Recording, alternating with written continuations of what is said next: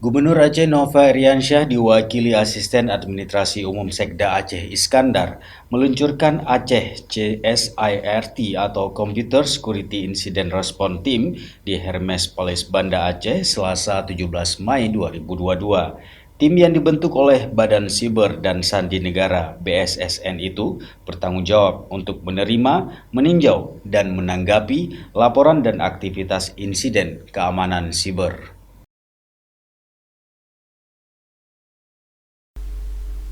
Asisten Administrasi Umum Sekda Aceh Iskandar menjelaskan pembentukan Aceh CSIRT merupakan salah satu program prioritas nasional yang dituangkan dalam Perpres nomor 18 tahun 2020 tentang RPJMN 2020-2024, di mana pemerintah Aceh menjadi salah satu target pembentukan CSIRT oleh BSSN.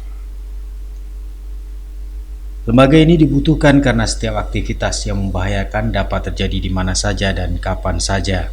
CSIRT adalah organisasi yang mengatasi dampak perubahan teknologi saat ini.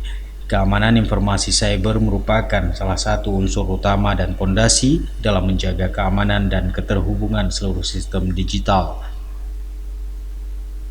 Aceh CSIRT sendiri juga merupakan organisasi atau tim yang bertanggung jawab untuk menerima, meninjau, menanggapi laporan aktivitas insiden keamanan cyber pada penyelenggaraan e-government di pemerintah Aceh.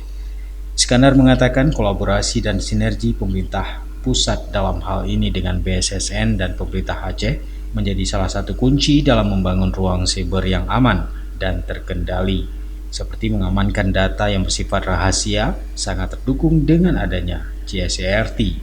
PLT Deputi Keamanan Siber dan Sandi Pemerintahan dan Pembangunan Manusia (BSSN), Budi Erleman mengatakan, dalam rangka mengamankan ruang siber nasional, pihaknya beserta instansi terkait bersama-sama menyusun 3 pengaturan strategis keamanan siber, yaitu strategi keamanan, strategi nasional, perlindungan infrastruktur informasi vital, dan manajemen krisis siber yang akan tertuang dalam bentuk peraturan presiden.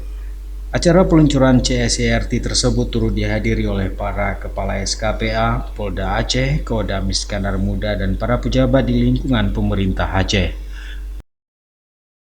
Dari Banda Aceh, Tim Liputan Aceh TV melaporkan.